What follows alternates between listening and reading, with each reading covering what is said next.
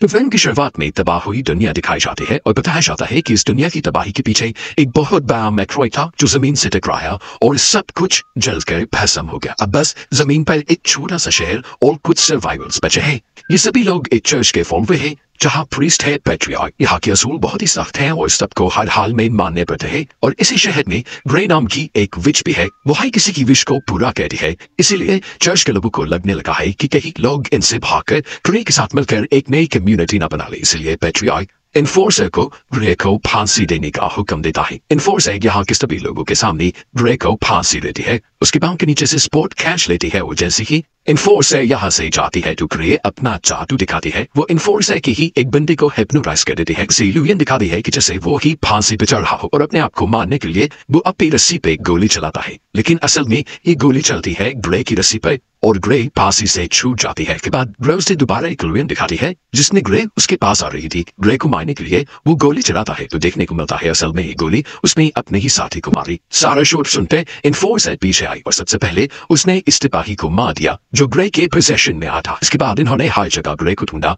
लेकिन ग्रे इन्हें कहीं नहीं मिली। वो छुपी हुई इधर ही थी, लेकिन उसने इन सबको इस तरह दिखाया कि ग्रे यहाँ नहीं है और फिर यहाँ रुककर एक एक करके उसने इन्फोर्सर के सभी सिपाहियों को मार डाला।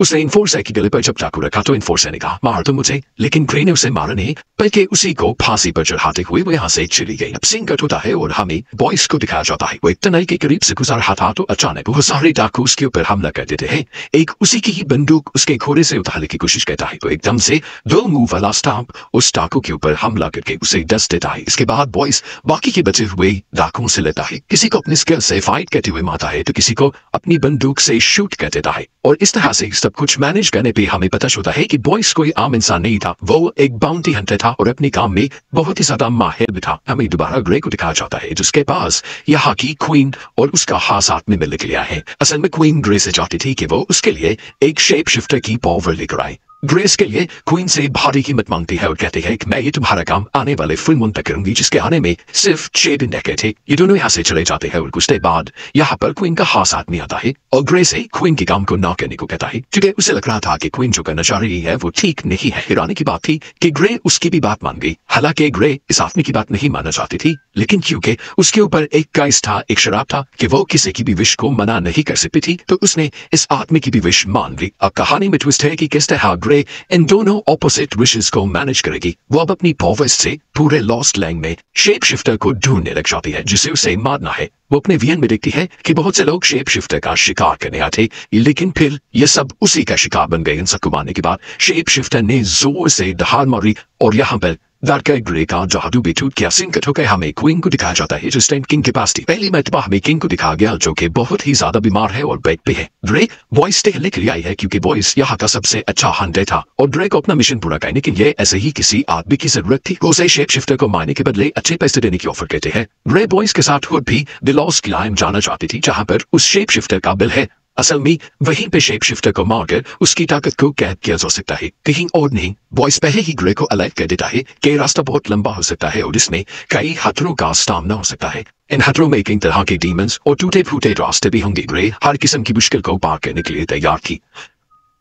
चर्च के लोग जो भी ग्रे के पीछे पड़े हैं ग्रे को ढूंढते हुए इस बार में हमला कर देते हैं और उनके हाथ लगने से पहले ही ये दोनों चर्च से भाग जाते हैं। हम देखते हैं कि पैट्रियार्क को अंदर की एक खबर मिली थी कि क्वीन भी सीक्रेटली ग्रे से मिलने गई थी। इससे पैट्रियार्क को डर लगने लगा, उन्हें लगने लगा कि कहीं क्वीन भी ग्रे के साथ मिल गए चर्च के खिलाफ कोई साजिश तो नहीं करने लगी। इससे पहले कि ऐसा कुछ हो वो इन्फोर्सर को ग्रे को पकड़ लाने का हुक्म दे देता है। अब इन्फोर्सर अपने सिपाहियों को लिए ग्रे और बॉयस के पीछे पड़ जाती है जो एक खास शहर में पहुंच गए थे। यहाँ पर जाके ग्रे और बॉयस के दोस्तों के घर स्टे करते हैं। यहाँ इनकी बातों से हमें बॉयस का पास पता चलता है कि वो इतना अच्छा हंटर कैसे है। बचपन में लॉस्ट लाइन के अंदर उसकी आंखों के सामने उसके मॉम डैड को मार दिया गया था, जिसके बाद अपने सर्वाइवल के लिए वो डीमन से हंटर से लड़ते लड़ते आखिर को उस शहर में पहुंचा जहां पर इंसान आज बस रहे थे। खैर अगले दिन ये लोग अपना सफर कंटिन्यू कर देते हैं और दोनों एक बिल्डिंग नुमा जगह में आए थे जहां से आगे का रास्ता इन्हें एक केबल बस के जरिए पार करना था, लेकिन जब ये ऊपर आए तो इनका सामना हो गया इन्फोर्सर और उसके सिपाहियों से। इन सब के दरमियान में लड़ाई शुरू हो जाती है। बॉयस तो था ही बहुत अच्छा हंटर और फाइटर, और ग्रे लेने के लिए अपनी जादुई पावर्स का इस्तेमाल कर रही थी। वो सबको हिप्नोटाइज कहते कहते उनके ऊपर वार कर देती थी, जबकि दूसरी तरफ बॉयस धड़ाधड़ किसी के ऊपर गन तो किसी के ऊपर चाकू से हमला करते हुए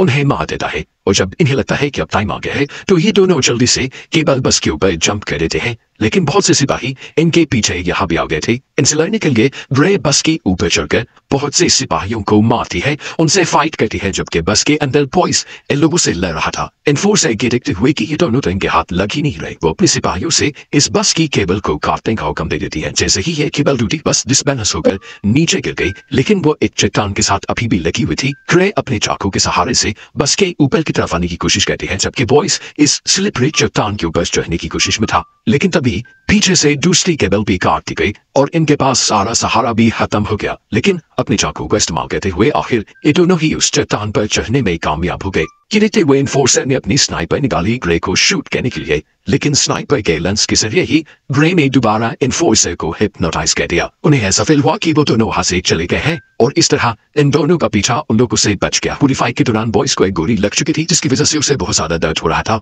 बॉयस खुद इस गोली को अपने जिस्म से निकाल देता है और ग्रे उसके जख्मों पे टांके लगाती है। हमें क्वीन को दिखाया होता है, जिसे पता चला है कि वो प्रेग्नेंट है। क्वीन को एक वारिस मिल गया था, अब उसे किंग को सहने की जरूरत नहीं थी। क्वीन का रवैया भी किंग के साथ बिल्कुल ठीक थी। वो किंग से अलग भी होना चाहते हैं, लेकिन किंग से अलग होने पर जो उसे क्वीन की हैसियत से ताकत मिली है वो उसके पास से खत्म हो जाएगी। वो फौरन ही खुद किंग को मार देती है और सबसे झूठ कह देती है कि उनकी बीमारी की वजह से उनकी मौत हो गई। ये लोग अब एक ऐसे शहर में पहुंचते हैं जहां इनके पीछे बहुत सारे डीमंस लग जाते हैं। ये अजीब से दिखने वाली क्रिएचर्स इंसानों जैसी लग रही थी, लेकिन दिखने में बहुत भयानक थी। इससे पहले कि ये ग्रे के ऊपर हमला कर देती, बॉयस अपने चारों तरफ ऑयल पिला के वहां आग लगा देता है, क्योंकि वो इन क्रिएचर्स की कमजोरी जानता था। इन्हें आग से डर लगता था, लेकिन ये डीमन तो उनकी सोच से कहीं ज्यादा ज़हीन थे। जमीन के नीचे से निकल कर आए और आग को बुझाते हुए वो इनके करीब बढ़ने लगे। अपने करीब आने वाले डीमंस को बॉयस मारने लगा, और इस तरह इतने सारे डीमंस से इन दो इंसानों को बचते हुए देखकर डीमंस के लीडर को हैरानी हुई और वो सामने आ गया। उसको देखते ही ग्रे ने अपना जादू चलाया,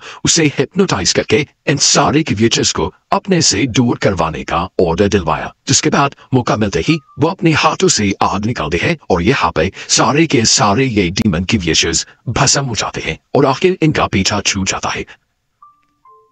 आगे चलकर बॉयस उससे पूछता है, मुझे तो आग की तपिश फील ही नहीं हुई, तुमने वो आग कैसे जलाई थी? तब ग्रे ने उसे हकीकत बताई कि असल में मैंने वहां कोई आग नहीं जलाई थी, बस इन सारे डीमंस को इल्यूजन दिखाया था। डीमंस अपनी सोच और आग के डर की वजह से ही मर गए थे। अब अगला शहर लॉस्ट लैंड था। कुछ ही देर की दूरी पर बॉयस उसे इस मर्तबा भी रोकता है और कहता है, सोच लो, आगे चलना बहुत ज्यादा खतरनाक है, तुम्हारी जान भी जा सकती है। अब ये लोग बात करते हुए ब्रिज पारी कर रहे थे कि इन्होंने देखा इन्फोर्सर अपनी बहुत सारी आर्मी लेकर इनके पीछे आ रही थी। सामने इनके ब्रिज था, कोई और रास्ता था भी नहीं, बचते कैसे? तभी ग्रे को एक और आइडिया आता है। वो ब्रिज पर तेजी से भागने लग जाती है और इन्फोर्सर भी ट्रेन की स्पीड ज्यादा करवाते हुए ग्रे को कुचलने का प्लान करती है। लेकिन एक पॉइंट पर जाकर इन्फोर्सर को पता चलता है कि ब्रिज असल में टूटा हुआ था। उनकी स्पीड इतनी तेज थी कि वो ब्रेक भी नहीं लगा पाए और ब्रिज के आखिर पे पहुंचने पर ग्रे ने जंप लगा ली, जहां उसे नीचे लटके हुए बॉयस ने पकड़ लिया और उसकी जान तो बच गई। लेकिन इन्फोर्सर और उसके सहारे साथी यहाँ पर मारे गए। यहाँ जब पेट्रिया को पता चलता है कि उसके सभी साथी मारे गए तो उसे डर लगने लगा। उसे लगने लगा कि वो जो मजहब के नाम पे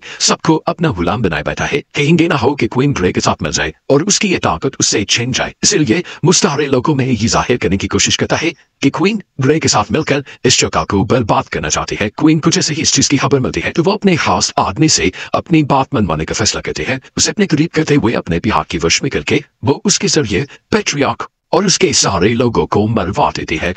वो जगह वो हार यही था जहाँ पे वो शेप शिफ्टर रहता था। अभी कुछ ही देर में फुल मून भी होने ही वाला था। ग्रे ने देखा कि यहाँ पे बहुत सारे वुमेन स्कल्स रखे हुए थे। बॉयस ने बताया ये सभी उन लोगों के स्कल हैं जो शेप शिफ्टर का शिकार करने आए थे। अभी भी सोच रहे वक्त है, लेकिन ग्रे उसकी बात नहीं सुनती और बड़े बड़े चांदी के नुकीले नाखून लगाने लग जाती है। पहनकर वो बॉयस को एक बहुत बड़ा राज रिवील करती है और बताते हैं कि तुम्हें क्या लगा? मैं नहीं जानती, मैं जानती हूँ कि तुम ही वो शेप शिफ्टर हो। मैंने अपने जादू के जरिए पता चलवा लिया था इस बात का और मैंने तुम्हें ही इस काम के लिए इसलिए हार किया क्योंकि तुम यहाँ रहते थे तो यहाँ तक सेफली तुम ही मुझे पहुंचा सकते थे और तुम्हें यहाँ तक लाने का मकसद ये था कि तुम्हारी ताकत लेने के लिए तुम्हें तुम्हारी जगह पे तुम्हारे बिल मिला के मारना जरूरी था। उन होते ही बॉयस भी उसी के सामने एक शेप शिफ्टर यानी एक भेड़िए में तब्दील होने लगता है। इस भेड़िए के रूप में आते ही बॉयस की ताकत कहीं ज्यादा बड़ी हो जाती है और वह ना चाहते हुए भी ग्रे के ऊपर हमला कर देता है। ग्रे भी अब लड़ने के लिए उससे उठी थी। अपने जादू से वो बॉयस को हिप्नोटाइज करते हुए ऐसा दिखाती है कि जैसे बहुत सारे परिंदे उसके पास आ रहे हैं।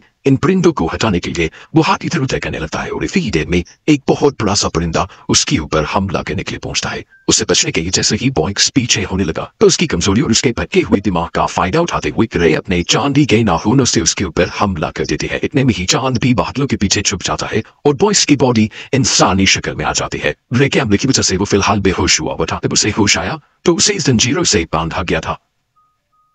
वो अपने आप को कमजोर फील कर रहा था। पता चला कि इन शेप शिफ्टर्स की कमजोरी असल में चांदी है और ग्रे ने उसे कमजोर करने के लिए बहुत ही अच्छा खेल खेला था। जब उसके जिस्म पे टांके लगाए तो उसने उसके जिस्म में एक चांदी का सिक्का डाल दिया था जो अब उसकी बॉडी में रिएक्ट करके उसे कमजोर बना रहा था। अब वो बॉयस से माफी मांगती है और कहती है कि मैं जो करने वाली हूँ मैं करना तो नहीं चाहती, लेकिन मैं अपने कर्ज की वजह से मजबूर हूँ। वो उसकी जान लेने ही वाली थी, लेकिन तभी बॉयस ने कहा मेरी भी एक विश है। बॉयस उसे विश करता है कि तुम मेरे पास ही रहो क्योंकि वो अब ग्रे से प्यार करने लगा था। ये सुनकर ग्रे की आंखों में आंसू आने लगे और उसने कहा कि हर विश की एक भारी कीमत भी चुकानी पड़ती है। बॉयस इसके लिए भी तैयार था, लेकिन ग्रे तो बुरी तरह फंस चुकी थी। वो क्वीन की विश पूरी कहती, क्वीन के खास आदमी की या फिर बॉयस की। जैसे ही फुल मून दोबारा बादलों से बाहर निकलता है बॉयस एक शेप शिफ्टर में बदल जाता है और ग्रे बेदर्दी से उसके जिस्म के अंदर अपना हंजर स्टैब करते हुए उसे मार देते हैं, जिसके बाद किसी नी कट हो जाता है और हमें अगली सुबह का सीन दिखाया जाता है। ग्रे के हाथ में हमें बॉयस की भेड़िया वाली खाल दिखाई जाती है। ग्रे के वापस आते ही वो देखते हैं कि यहाँ के सारे लोग बहुत ज्यादा खुश थे क्योंकि वो चर्च की हुकूमत से तंग आ चुके थे और उनके लिए उम्मीद की एक किरण सिर्फ ग्रे ही थी। ग्रे के आते ही वो अपना प्रोटेस्ट शुरू कर देते हैं। वो सारे के सारे बागी बन जाते हैं, चर्च के ऊपर हमला कर देते हैं और चर्च का क्रॉस भी गिरा देते हैं। ग्रे अब सबसे पहले जाते हैं क्वीन के हाथ आदमी के पास। वो उसे बॉयस के खाल देते हुए कहते हैं कि क्वीन को अपना खून इसके ऊपर डाला है, अब इसकी ताकत क्वीन के अंदर चली जाएगी। ये खाल पकड़ते हुए वो हाथ में कहता है मैंने तो तुमसे विश मांगी थी कि तुम क्वीन की विश ना पूरी करना। तो ग्रे यहाँ पे उसे ट्विस्ट बताते हैं कि क्वीन असल में शेप शिफ्टर बन के बॉयस को पाना चाहती थी, लेकिन वो ये नहीं जानती थी कि शेप शिफ्टर सिर्फ एक ही है बॉयस। क्वीन को शेप शिफ्टर बनाने के लिए बॉयस की ही मुझे जान देनी पड़ी और तुम्हारा विश करने का मकसद था कि तुम्हें क्वीन मिल जाए। अब बॉयस मर चुका है तो क्वीन भी तुम्हारी हो चुकी है। अब जब क्वीन को यह हकीकत पता चलती है कि बॉयस मर गया तो वो पूरी तरह टूट गई। उसे वो लम्हे आता है जब बॉयस ने उसे कहा था कि तुम मेरी तरह नहीं हो, मैं अपनी ही तरह की किसी से शादी करना चाहता हूँ। तभी क्वीन ने शेप शिफ्टर बनने का फैसला किया था, लेकिन वो ये नहीं जानती थी कि अपने इस फैसले में वो बॉयस को ही खो देगी। वो पूरी रात इसी रंग में रही। फुल मून होने तक उसने अपना रिचुअल कंप्लीट नहीं किया और सुबह की सूरज की रोशनी